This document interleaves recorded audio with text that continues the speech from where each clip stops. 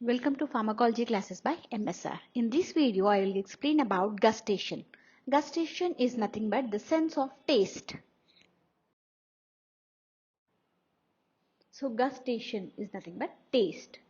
So like olfaction, the gustation is also the chemical sense. Because of the chemicals, we are having the particular taste. In the same way, because of the chemical presence only, we will feel the smell. That is olfaction.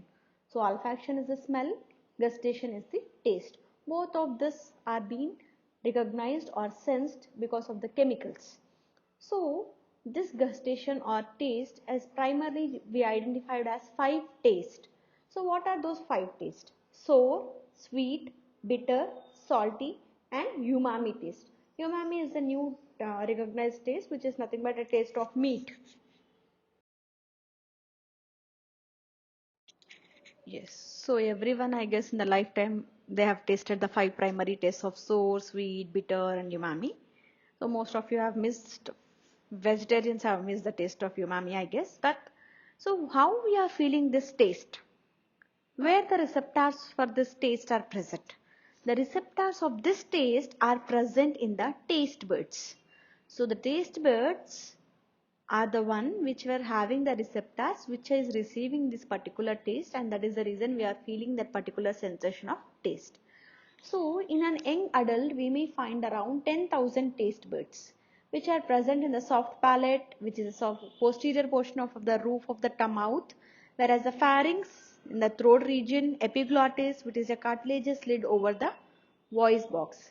So in all these regions we may find around 10,000 taste buds in an young adult. So as our age increases, the taste buds will decline. That is the reason the elderly people, geriatric patients may not feel the proper taste of proper taste because their taste buds are being declining. So every taste bud have 3 kinds of epithelial cells, which are supporting cells, gustatory receptor cells and basal cells. So we have seen that there are 3 different types of cells in every taste bud: supporting cells, gustatory receptor cells and basal cells. So as the name indicates, the supporting cells will support the receptor cells. So how they are supporting is they contains the microvilli and they will cover these receptor cells in each taste bud. They have the hair-like projections so that whatever the taste is there, that will be taken by these taste pores. And the next one are gustatory receptor cells. As the name indicates, they are the receptor cells which are receiving that particular taste. And the basal cells, so they are the basic cells which are stem cells which are usually found at the periphery of the taste buds. So what they are doing is they are supporting this particular supporting cells as well as the gustatory cells because they have a capacity to divide. So as the gustatory receptor cells have a very less lifespan of 10 days, they will be replicated by the help of this basal cells. So that is the reason when you have something very hot, you will not have that particular pain or sensation for long period because your receptor cells are being replaced with a new cells.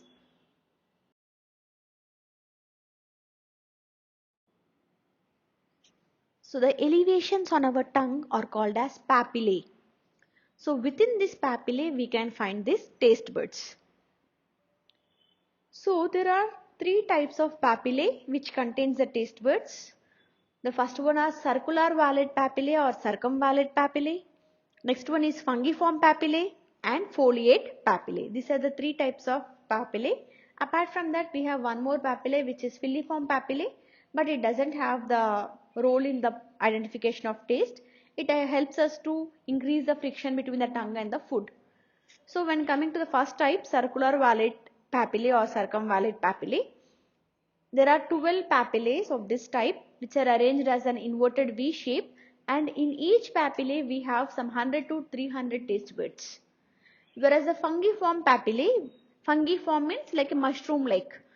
So they are mushroom shaped elevations which are scattered all over our tongue, and in each papillae we can find 5 taste buds. And the third one is foliate papillae, like leaf like shape of the papillae.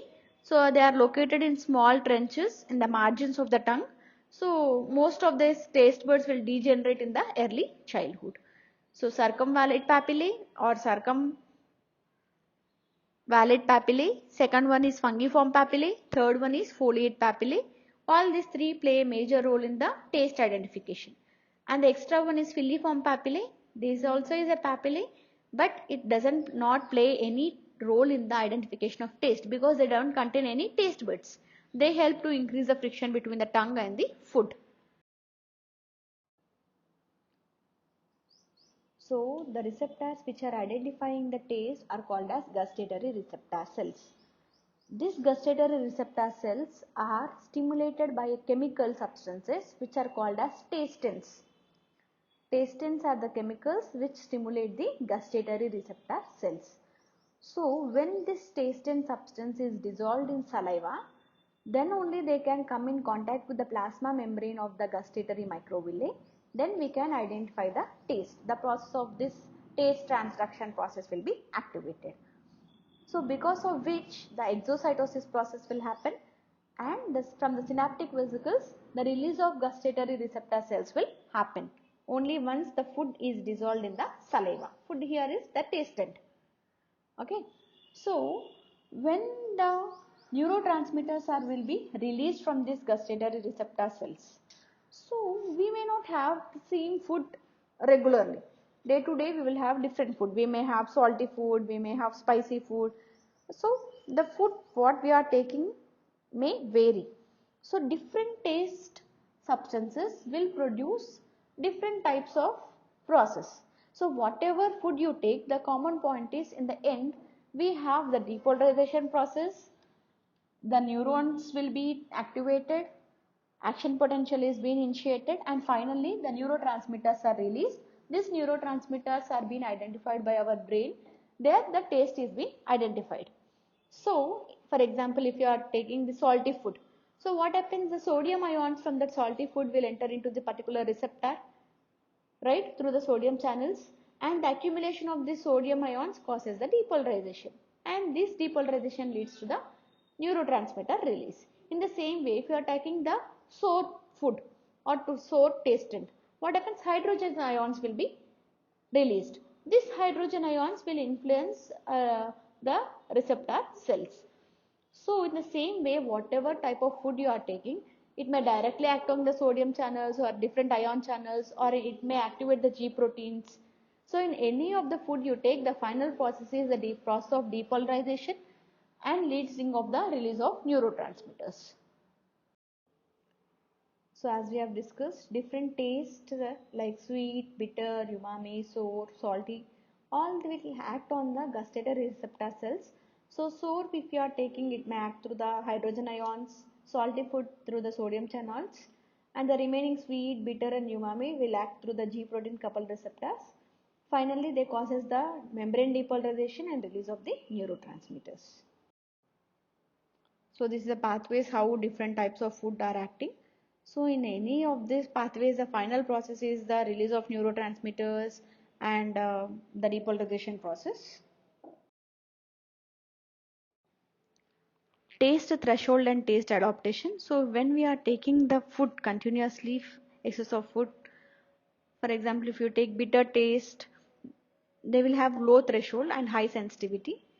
They may have a protective function. If you have sour taste like lemon or anything, it can be measured by HCl.